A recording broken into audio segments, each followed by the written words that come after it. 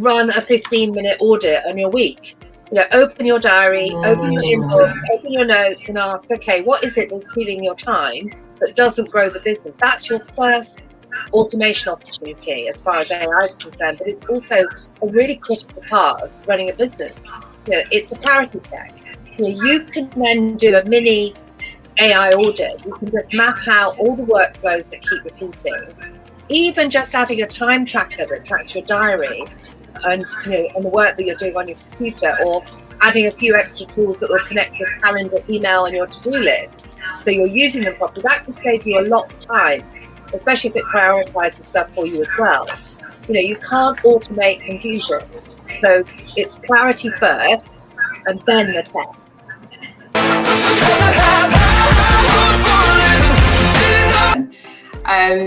We're in my kitchen with Yvonne. Life is all about adapting, and today we're going to have to adapt on the fly because I have been spoiled for the last 5 weeks. I've been working with my team, and today we're working solo. So, Joe, we're going to have to work together on this, right? We got it. And what better topic to adapt on than AI? I think at the minute, there is nothing forcing us to adapt faster than AI. The world is moving at such a phenomenal speed, and we all somehow have to adapt. Now, one of the things I would really like to talk about is tea. I usually make myself a cup of tea before we start the sessions. Well, really all the time. And this morning, as I was preparing for Joe, I noticed something. I like my tea dark, strong enough that you can actually taste the leaves. My other half on the other side, he's the opposite. He dips the bag in, takes it straight out and says, that's enough. Yep. I don't want any more. And it made me wonder, maybe AI is a bit like that. For some of us, it needs to be deeply embedded into our business. Part of every decision, every process. And for others, it's a lighter touch, just enough to flavor what we do. But whichever way you take it, the truth is AI is here. And the question isn't whether to have it, but how deeply to let it infuse into what we're building. Now, in my kitchen today, the best person to talk about this, and I'm super excited to talk about her on this, to talk with her on this is Joe. Joe has been in it. She's working with us in it. And she's the one person who knows the dance between tech and humanity better than almost anyone I know. She's an award-winning founder. She's a fractional CMO. And for those of us who are just getting started on this journey, I did not know that. That is something, and the reason why it's important. I just love for Jo to tell us a little bit more on that. But she's also the author of a book called It Ain't Over Till. It's part survival guide, part rallying cry for founders who've ever thought of walking away. She's helped over 100 early stage teams navigate the messy middle, scaling, fundraising and rebuilding, and even shutting down with grace. She's also an InnovateUK Assessor. Yes, she can help us answer some of these Innovate questions. She's a speaker, she's a strategist, and she's helping founders and leadership teams use AI not just to speed things up, but to make smarter decisions. And that's what we're talking about in this episode. It's something we all wrestle with as founders. How do you use AI and systems to make your life easier, not heavier? And how do you use AI without losing your soul? How do you stay human while scaling? And what to do when the usual playbook stops working? Because everywhere you look, it feels like there's a new tool, there's a new promise, and yet so many of us are still more overwhelmed than we have ever been in starting, in running, in scaling our businesses. So we're slowing it right down, so that we bring that conversation back to heart, to clarity, and to what actually helps you move forward. So Joe, from scaling brands to raising investment to rebuilding after burnout, tell us, good afternoon, welcome to my kitchen. Who is Joe and why are you so passionate about this subject? Well, I think we've all had a version of that moment, that what the hell am I doing one. For me, it was all about the messy middle, and that's really, sort of what my book's about, the place about starting out scaling where everyone feels really uncertain. And it was where my last startup was collapsing and I was pretending everything was fine from the outside. What I learned the hard way is that you isn't always the sign that you're failing. And what I learned from that business is that almost ready, which I heard over and over again from my tech team, was a sign that we had the wrong people in place. We had product demand and even to some extent product market fit, but we didn't have a product. I'd sold a dream to customers and founders, but without the right tech team around me who could deliver. And that was on me. I was quick to hit and slow to fire, and I should have been the other way around. But resilience for me didn't come from pushing harder. It came from stopping long enough to see what was happening. And that's why when I talk to founders now, the first thing I say is slow down. You can't fix what you can't see. Take a breath, look under the hood, get honest about what's broken. That's where the clarity really starts. And that's the best place to begin, that messy middle, right? It's really hard, Joe, when you're right in the messy middle, yeah? Mm-hmm. It's really hard to slow down because, as you know, we were having dinner. I just remembered this. We were having dinner a couple of days ago with my son, and I eat pretty quickly because I'm used to eat at the table and then carry on. run and have an episode in my kitchen with Joe, right? So I'm used to doing things with my son. On the other hand, he eats quite slowly. So it was dinner time and I had started and he hadn't made it to the table yet. And I made a comment and I said, "Oh, I have to run off and do something. When are you gonna come? So we eat." And my son goes "Yeah, it's like a Bugatti telling a Ford Focus, hurry up and catch up with me." It's kind of like a similar scenario.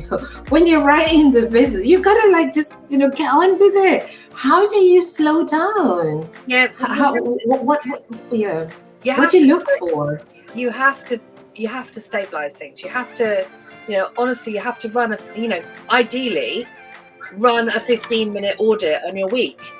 Open your diary, open your inbox, open your notes and ask, okay, what is it that's stealing your time that doesn't grow the business? That's your first automation opportunity as far as AI is concerned, but it's also a really critical part of running a business. It's a clarity check. You can then do a mini AI audit. You can just map out all the workflows that keep repeating. Even just adding a time tracker that tracks your diary and and the work that you're doing on your computer, or adding a few extra tools that will connect your calendar, email, and your to-do list, so you're using them properly. That can save you a lot of time, especially if it prioritizes stuff for you as well. You can't automate confusion, so it's clarity first, and then the tech.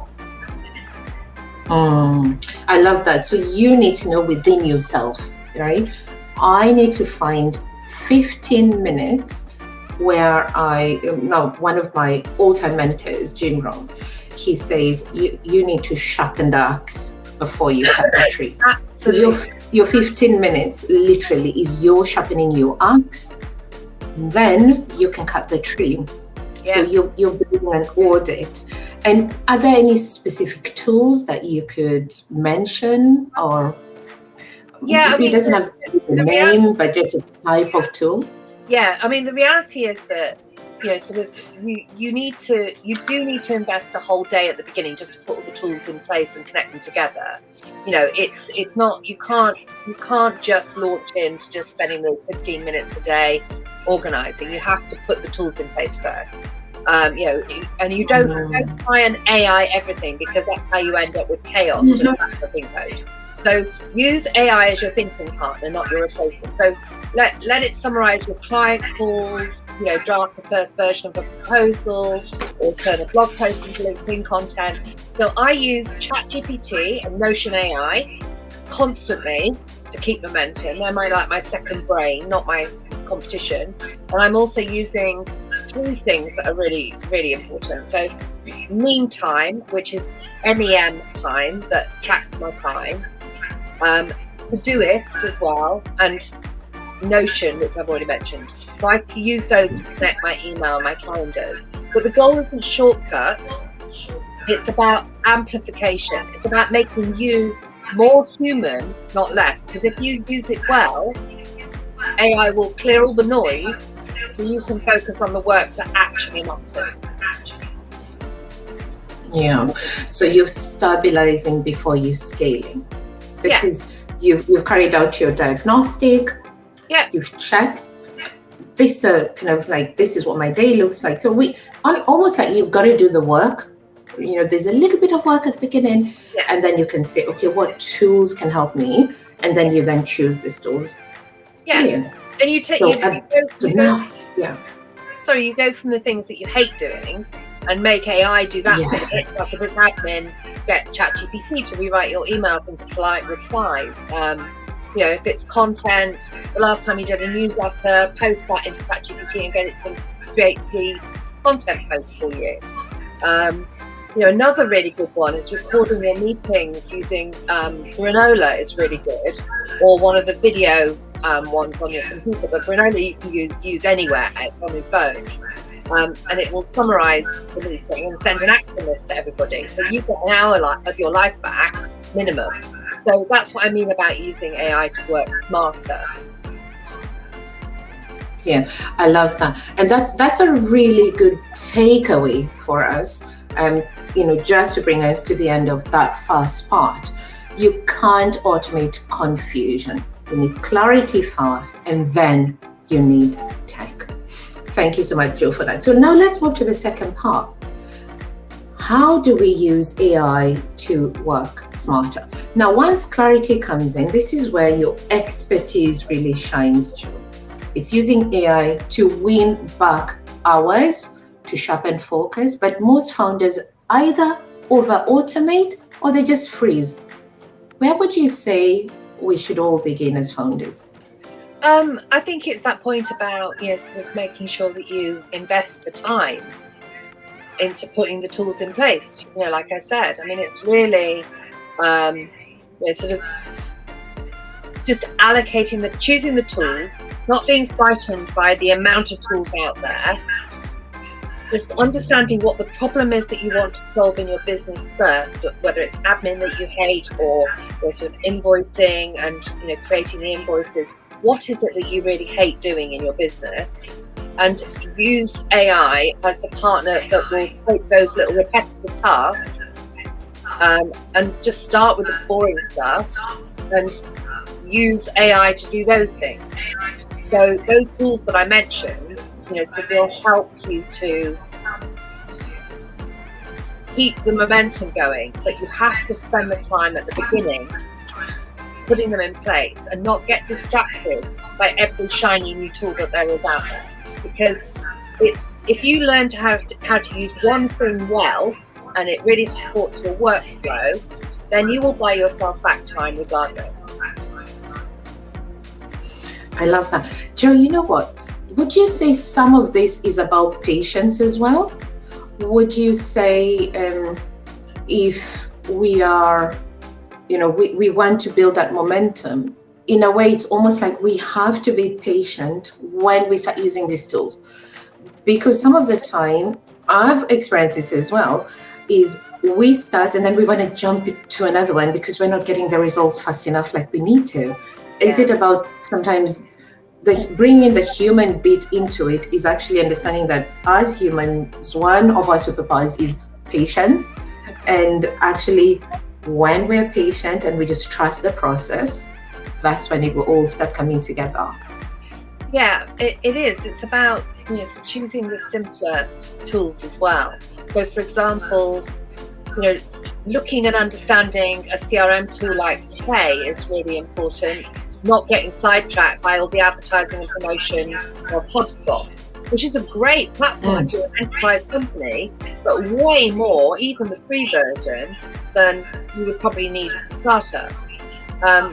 Use something like Play, which will enrich your email contact and find more information about them for you and just add it into your CRM system for you.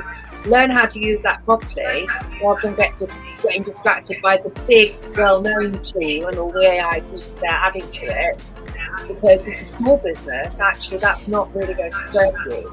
So once you've chosen something and understand from your research that it's going to be the best, or it's going to do the job that you want it to do, stick with it and learn how to use it properly.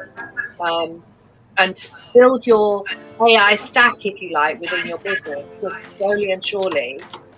Because no matter what you think, you're always going to be ahead of the curve. Because if you're starting to use AI now, you are already ahead of the curve. Most people are not at all, even though they say they are. Yeah. So, and it can be very overwhelming. It's like in the days when people used to say there's an app for that. Now it's an AI for that. It's a similar issue to historically. Some apps have surfaced and we use them all the time. The same will happen with AI. But it is worth spending time doing your research on them and then sticking with what I love what you just said, that it's AI isn't about shortcuts, it's about amplification. I love that. And the instant win.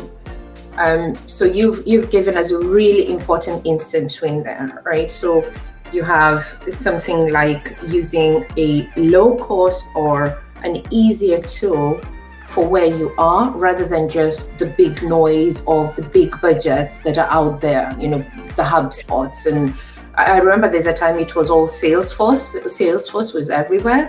I think that at the minute it's kind of like anybody thinking about CRM, because HubSpot is like almost everywhere. They've done so much SEO that they spend an awful lot on the marketing. It's almost impossible to know that there's other tools out there. And you've given us a really good example there, Play CRM. I'm actually going to look into that. Thank you, Jo. So, Jo, do you have a favorite, maybe free or low-cost tool, maybe that people can use to do things like summarize calls or? Yeah, Granola is absolutely my favorite for summarizing meetings, calls, conversations. Whether you're online, whether you're at a conference, you can use Granola. It's great. It will then record the session and it will summarize it in a way that is incredible, to be honest.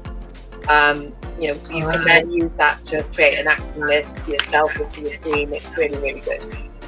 The other ones are, I would say, Gamma. Gamma is absolutely unbelievable at creating presentations.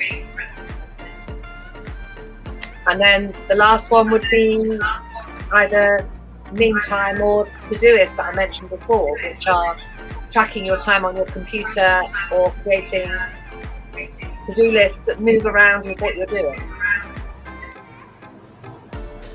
It's absolutely fascinating, some of these things, isn't it?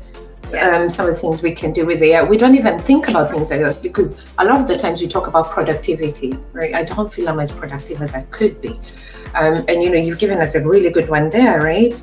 Check what you're spending your time on, then have an AI tool tell you, and then have the AI tool actually create a to-do list for you based on things you're consistently spending your time on, and then actually help you organize your time. Better than any assistant I know.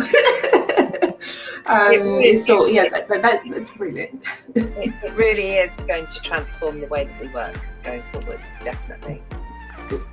Fantastic. So the takeaway for us from the second part is start with one repetitive task, systemize it, test it, and then expand it, which is a really good one. We last week we were talking about creating a system and then uniformity. So AI can actually help us do that. It can help us, as we've just heard, create that system and then build uniformity so we can share it with the team, and then the team can also take it from there. So that leads us nicely into the third part.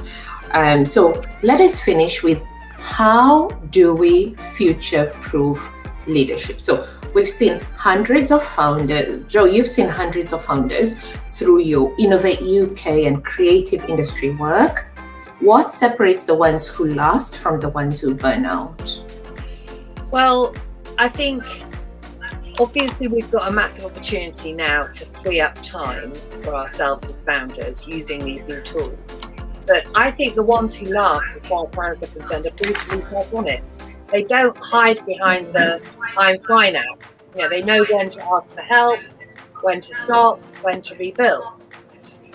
They're also tenacious. They just keep going and move fast on decisions, but they also seem to know where to draw the line and where to pause. I mean, I'm not a fan of the 996 culture, which everyone's talking about at the moment, which is 9 till 9, 6 days a week, working every hour God sends, it sounds. It's the fastest way to burn out, in my opinion. But the other thing is that founders who succeed don't do it alone. Every founder I've seen survive plus time had a community, and that's people who would call them out and cheer them on. So it's one of the most important things to focus on for businesses. It's where your first customers and your cheerleaders come from. That's why I built the expert network that I've got, so that no founder has to do this journey in isolation alone. They just don't have to do that anymore. Oh wow! So that's powerful that you started with self, right? A lot of the times when things are going wrong, that's the one place a lot of us don't tend to look. I remember very, very early on in my journey. As some people on the call might know, I started as a teacher in the classroom. I was teaching business and economics, and then one day I woke up and I said, "Well, you're teaching it. How about if you leave it?" And then I went into tech. Whoa,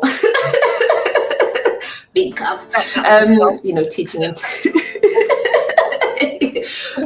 But one of the luckiest things, I think, really early on in my journey is I met a founder who was at scale up.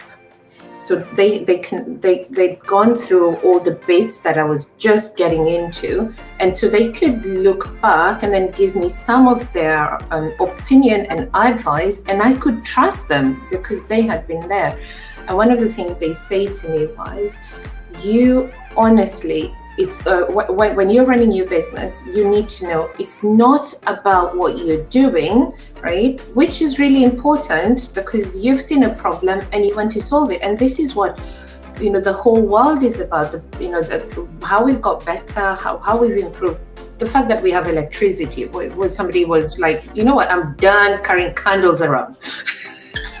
Then they spend 10,000 hours in a lab, and then they come up with a light bulb. So. But he said, you need to realize that this journey is about who you are becoming through it. Yeah. And I love the fact that you've started with self-honesty. Are we able as founders to look within us? And the one thing you said is, what's working that maybe I haven't noticed? And it's not always possible for me to see that, but it's sometimes possible for people who we have built around us, that community, to see it for us and to honestly, lovingly sometimes go like, that 996 thing that you're on about? Stop it. So I love that, that's the one thing. What's working that I haven't noticed? Somebody else is going to help me sometimes see it and then maybe help me slow down, which takes us to right back where we started from, right? Slow down to run forward. And then, where am I chasing complexity? And that's where the AI then comes in and helps with that. Yeah. So really good. Sustainability beats speed. Would you say, Joe? Yeah, definitely. Definitely, you have to build something that's going to last. So in order to do that, you have to make sure you're going to last. You can bring in AI tools and things like that to help you, which will free up your time to actually think, pause, look at what's actually going on around you, and get out of that panic mode that most founders find themselves in, where they're literally juggling 15 things at a time and trying to actually sort of manage all of them. And that's why founders often get into a state of overwhelm, which is the first stage of then heading into a burnout, So it's really, really important. It's stopping and pausing piece. It's built for endurance, not for applause. I think you said that. It's built for endurance. Oh, I love that. It's really important. Brilliant. And that's the takeaway. Jo has just helped us to get that. That's our takeaway at the third part of today's Lunch and Learn. Loving it, Jo. Thank you so much. We're now moving into the bit where we'll get to know the person behind the title. And for this, we usually ask rapid fire, very, very quick. There's only one rule. We know how much we founders love rules. But this is a good rule. It's actually a way to pause and, to stop and pause, which is what we're talking about. So we're going to be asking you one question. So I'll ask you one question. And the only rule is no thinking. You've got to say the first thing that comes to mind. Okay? So are you ready? Yeah, I'm ready. Brilliant. So this is our rapid fire session. So coffee or tea? Tea all day long, as much as possible. Yay, dark or white? Sipped or? Okay. An AI tool you actually love? It's got to be Gamma. Gamma has changed my life as far as presentations are concerned. Oh, I've been using Canva. I'm going to have to look at Gamma. Canva's great to design, but Gamma is just in a league of its own. So I'm going to look into it. Okay. If you were to advise every founder on the planet, and your advice was, you must read this book, besides your own, which I believe everybody needs to read, but besides your own, which book would you say to every founder, you must read this book? Okay, so there's actually two, I think. Company of One by Paul Jarvis, because that reminds you that growth isn't the only measure of success. And then the other one is the one that I've always got on my desk, which is this one, Key Person of Influence. It was by Daniel Priestley. Daniel Priestley. Yeah, I'm with you on that one. That is for anyone who's in a service business. Honestly, it is so good. It really is. Highly recommend. I refer people to that all the time as well. So there's two. There were two. Cheating a bit. And I was okay. Cheating's allowed. Okay, a quote you live by, absolutely live by, and it can be So this is actually, so life is what we make it. We make it. And I talk about this in my book, because that quote has literally, I was walking along the street, there was an old guy, tramp, walking next to me. I was getting into my car, or shopping out of my car, I think. And he muttered as he went past me, life is what we make it. And it was the only thing he said, and he was literally walking right past me, and I was like, what? And I thought, oh my God, that's unbelievable. That is so true. And I went and I wrote it on my blackboard in my kitchen, and literally I've lived every single, up and down, I've referred back to that, because it's about taking responsibility for the decisions that we make and knowing that we always have a choice. Regardless of how impossible that choice sometimes seems, we always have a choice. So life is what we make it is something that I really live by, absolutely live by. And as I've said, it is a quote that I start my whole book off with. So it's very important in that way. Oh, brilliant. Key person of interest, company of one, Yeah. She's a tea drinker like me. And life is about what we make it. It's been a blast, and unfortunately, all good things must come to an end. But this is not the end. Jo, thank you for bringing calm, courage, and clarity into the kitchen today. And for everybody else, sorry, I was a teacher, once a teacher, always a teacher. Here's some homework for you. Audit your systems. This weekend. Okay, I'm not going to give you a deadline. Okay, audit your systems. Automate one thing that drains you. Jo has given us tons and tons of tools here that we can use. So automate. Go and replay back such gold that has been shared.